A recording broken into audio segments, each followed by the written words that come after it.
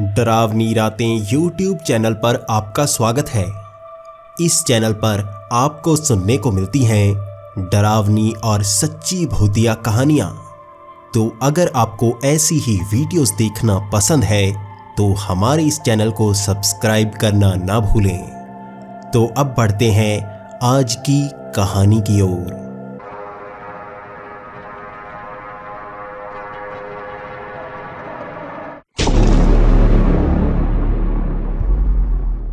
हमारी आज की कहानी हमारे साथ शेयर की है पाकिस्तान से अल्ताफ़ जी ने। अल्ताफ़ जी, आपका बहुत बहुत धन्यवाद। तो इस कहानी को सुनते हैं अल्ताफ़ जी की ज़ुबानी।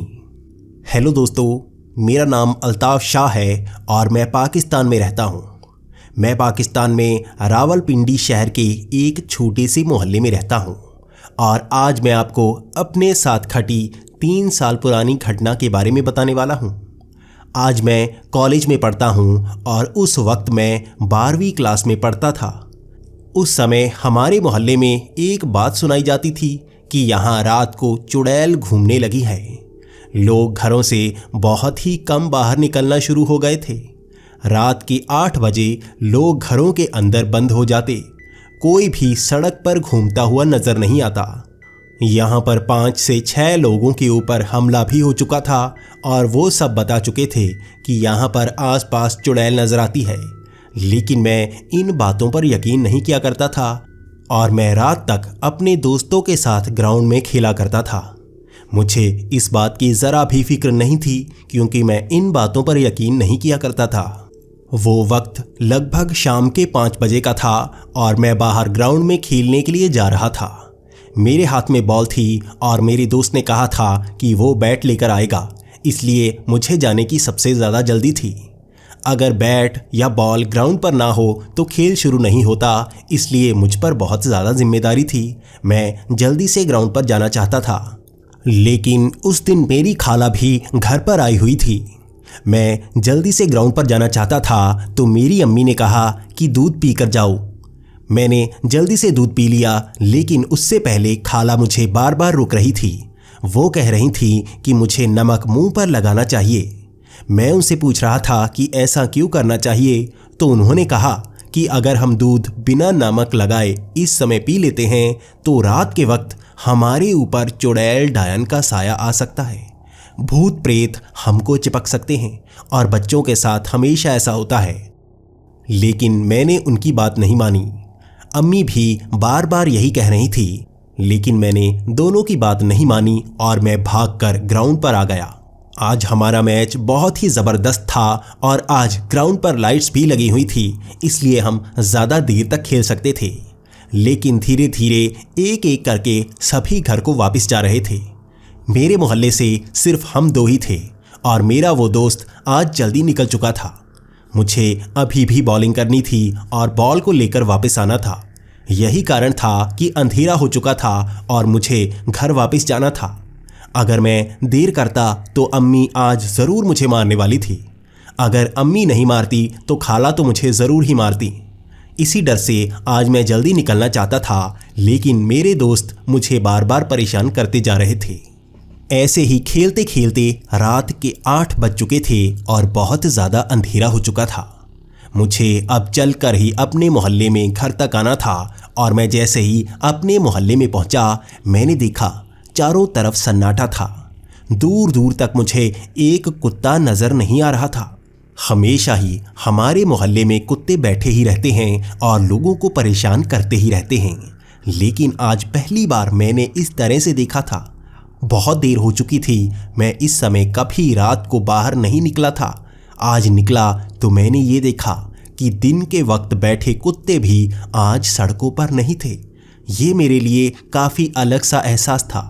खाली सड़क पर मैं चले जा रहा था और दूर दूर तक मुझे रोशनी भी नज़र नहीं आ रही थी। कोई भी इंसान घर से बाहर नहीं निकल रहा था, तो मैं भी डरता डरता अपने घर की तरफ आ रहा था। मुझे अम्मी और खाला की बातें याद आ रही थी। मैं भागते हुए अपने घर के काफ़ी करीब पहुंच चुका था और मैंने देखा सड़क के बिल्कुल बीचों बीच एक औरत खड़ी थी। दूर से मैं उसे पहचान नहीं पा रहा था लेकिन मैं जैसे ही उसके पास पहुंचा तो मैंने देखा ये मेरी खाला थी। मैंने जैसे ही खाला को देखा तो मेरा डर जैसे दूर हो चुका था।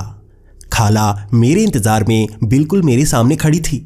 ये सोचकर मैं बहुत ज़्यादा खुश हो चुका था और मैं भाग कर गया और खाला के गले जा लगा। मैं ये सोचकर खुश था कि अब खाला के साथ ही घर जाने वाला हूँ, लेकिन मैंने देखा कि खाला बहुत ही ठंडी हो चुकी थी।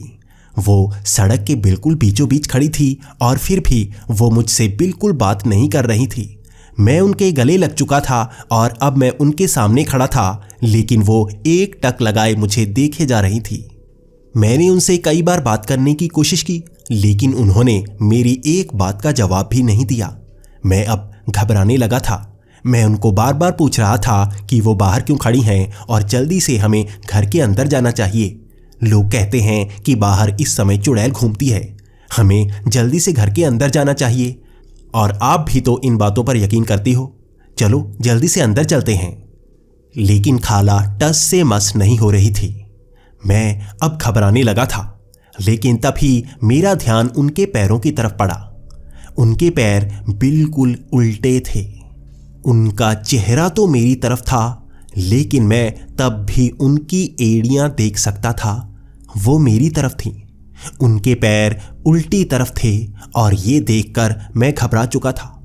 मैं खाला के पैरों को पहचानता था। ये खाला नहीं हो सकती। तभी मेरा ध्यान उनके चेहरे पर पड़ा। उनका चेहरा बदलने लगा था। उनकी आंखें लाल होने लगी थी।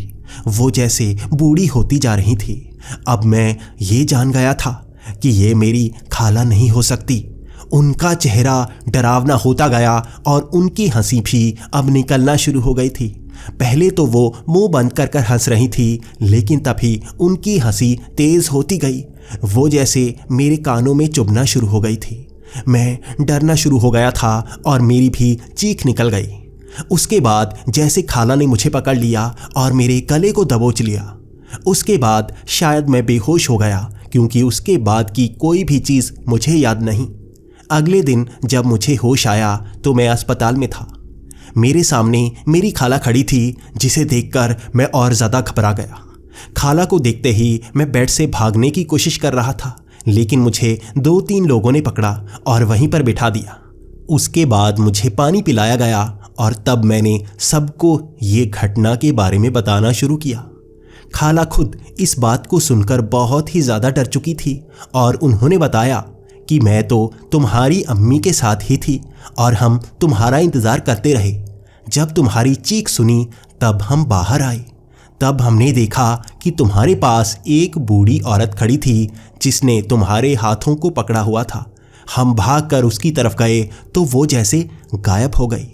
उसके बाद जैसे ही मेरा ध्यान अपने हाथों पर पड़ा तो उनको जैसे छीला जा चुका था। मेरे चेहरे पर भी बहुत ज़्यादा निशान थे, जिसका दर्द मुझे तब भी हो रहा था। डॉक्टर्स ने मुझे बताया कि मुझे खून की कमी हो चुकी थी, क्योंकि मेरा बहुत सारा खून बह चुका था, लेकिन सड़क पर मेरे खून की एक बूंद तक नहीं गिरी थी। आज तक हमारे मोहल्ले में मेरे साथ घटी इस घटना के बारे में बताया जाता है और अब वो चुड़ैल हमारे मोहल्ले में कभी दिखाई नहीं दी। लेकिन आज भी उस घटना को सोचकर मैं बहुत ज़्यादा डर जाता हूँ और इसीलिए इस माध्यम से मैं इस घटना को आप सब तक पहुँचाना चाहता था। मुझे नहीं पता आप इस पर यकीन करोगे या नहीं, लेकिन जो मेरे साथ घटा है उसे मैं ही महसूस कर सकता हूँ।